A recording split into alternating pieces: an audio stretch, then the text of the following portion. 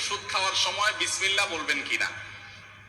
প্রত্যেকটা গুরুত্বপূর্ণ কাজের শুরুতে বিসমিল্লাহ বলবেন। আসসালামু আলাইকুম দর্শক, আমাদের অনেকের মাঝে এই কুসংস্কারটি রয়েছে, ওষুধ খাওয়ার আগে, কোনো মেডিসিন খাওয়ার আগে বিসমিল্লাহ বলা যাবে না, এতে করে ওষুধের গুণ নষ্ট হয়। আমাদের যে মুরব্বীরা, মা বাবারা, অনেকেরা, গ্রামের অনেকেরা বলে কোনো দোয়া দরুদ পড়া যাবে না, এতে করে ওষুধের গুণ নষ্ট হয়। এ সম্পর্কে শেখ আহমদুল্লাহ হুজুর গুরুত্বপূর্ণ কিছু কথা বলেছেন। দর্শক, প্রথমে ভিডিওটি দেখুন, তারপর আমি কিছু কথা বলতেছি এই ভিডিও সম্পর্কে। ওষুধ খাওয়ার সময় বিসমিল্লাহ বলা যাবে কিনা। অনেকে বলে বিসমিল্লাহ বললে রোগে বরকত হয়ে যাবে, এটা কি সঠিক? ভাই, ওষুধ খাওয়ার সময় বিসমিল্লাহ বলবেন কিনা। প্রত্যেকটা গুরুত্বপূর্ণ কাজের শুরুতে বিসমিল্লাহ বলবেন। কুল্লু আমরিন যিবালিন লাম ইবদা বিবিসমিল্লাহি ফাহুয়া আবতার আও আখতা। যে কোনো গুরুত্বপূর্ণ কাজ আল্লাহর নাম নিয়ে শুরু না করলে ওটা অপূর্ণাঙ্গ থাকবে। এই জন্য ওষুধ পান করা, ওষুধ সেবন করার সময় কি করবেন? বিসমিল্লাহ বলেই সেবন করবেন।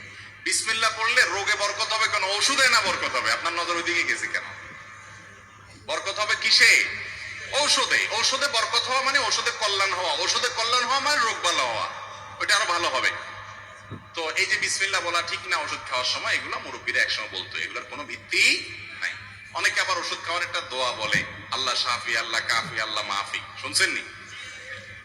এটাও বানায় নিছে কেউ একজন। এগুলার কোনো ভিত্তি নাই ভাই। আল্লাহ শাফি, আল্লাহ শেফা, শেফা দানকারী, আল্লাহ কাফি, আল্লাহ যথেষ্ট, আল্লাহ মাফি। মাফি মানে বাংলা মাফি, আল্লাহ নাই নাউজুবিল্লাহ, ওই অর্থ না। আল্লাহ মাফি মানে আল্লাহ মুআফিন থেকে, আল্লাহ মুআফিন আর কি। এই যে কথাগুলো বলা হয়, এই কথাগুলো আপনার বিশেষ করে দোয়াটা, এটা কোরআন হাদিসে আসে নাই। আপনি আল্লাহর নাম নিয়ে বিসমিল্লাহ বলে ওষুধ সেবন করে ফেলবেন, ইনশাআল্লাহ আল্লাহ তাআলা কি দিবেন? শেফা দান করবেন।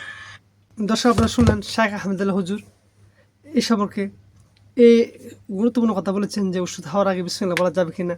এই কুসংস্কার সম্পর্কে আমাদের ভুল ভাঙিয়ে দিচ্ছেন, গুরুত্বপূর্ণ কথা বলেছেন। আল্লাহ তাআলা আমাদের সবাইকে আমল করার তৌফিক দান করুক, সবাইকে হেদায়েত দান করুক, সবাইকে হেফাজত করুক। সবাইকে ধন্যবাদ, সবাই ভালো থাকবেন। যারা আমার চ্যানেল নতুন তারা প্লিজ এই চ্যানেলটি সাবস্ক্রাইব করুন।